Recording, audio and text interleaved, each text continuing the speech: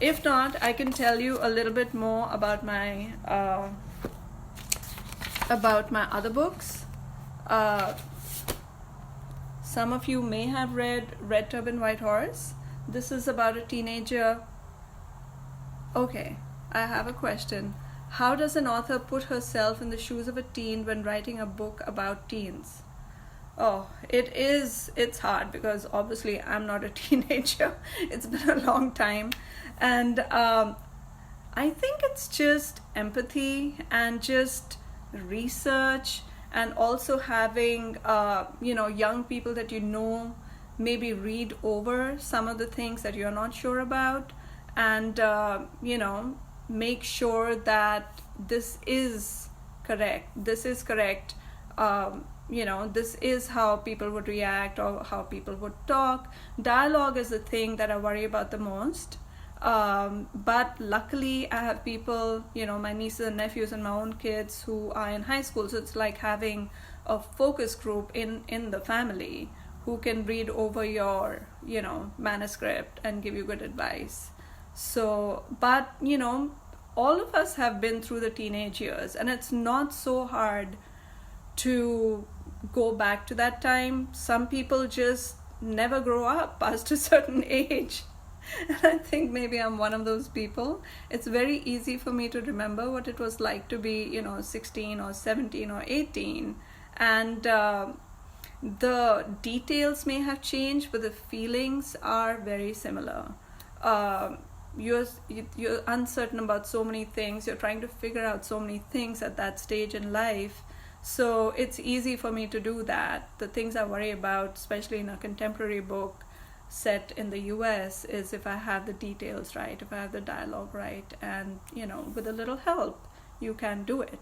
There are people who write about, murder mysteries, and, they are not serial killers or anything, but they still can walk in the shoes. It just takes work, and I can do that.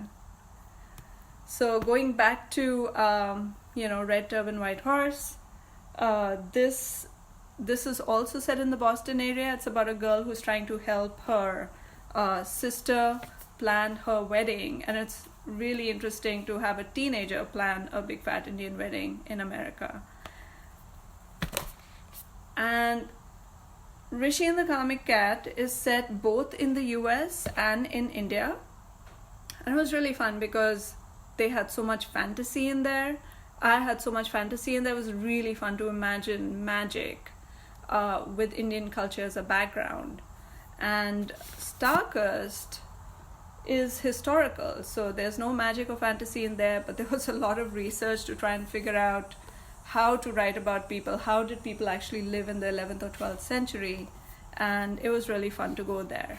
But the thing that I'm really excited about is getting this book out into the world. And if you can see up close, this is the hardcover. This is the first hardcover I've had out. And I can show you a little bit of what it looks like on the inside. This is the beautiful, beautiful design they came up with at Little Brown. Can you guys see this? This is the title page. I love what they did with the paisleys and, the mehendi design. They have it on the chapter headings. They have it on all of these pages. It was really pretty. It was really fun, this whole experience of seeing the artwork and the design go through. It was really fun. So what else can I tell you? Does anybody have any particular questions about any one of the books or about the writing process, how that works? Okay, so it takes a long time for me to get through a whole story arc for a story. The first draft is the most difficult part for me, but it's also the most exciting part because the idea is new. And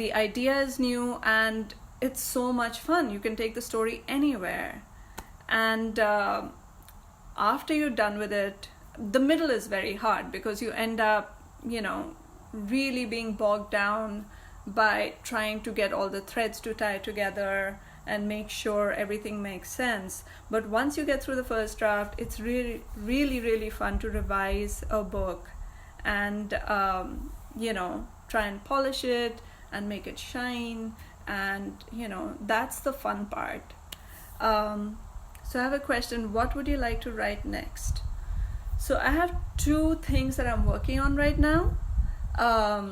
One is a contemporary romantic comedy, which is very much like A Match Made in Mendi or Red Turban White Horse, and another one is sort of like a fantasy but set in a India-inspired world that is sort of medieval, and I'm really interested in finishing that one up. I'm really having fun writing that. So I'm not sure what that means.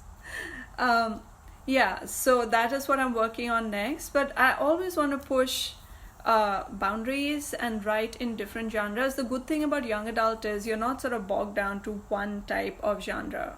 You can write about teenagers, or you can write about people in that age group and write dystopian fantasy, write historicals, write contemporary, write all kinds of different things, and still be writing for a young audience, and that's what makes it really interesting.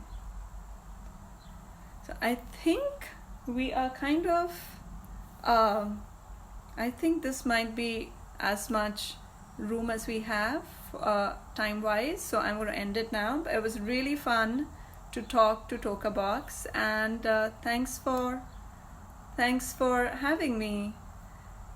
I see one last question from Vidya. Vidya, maybe I'll take that question offline and send you the message directly.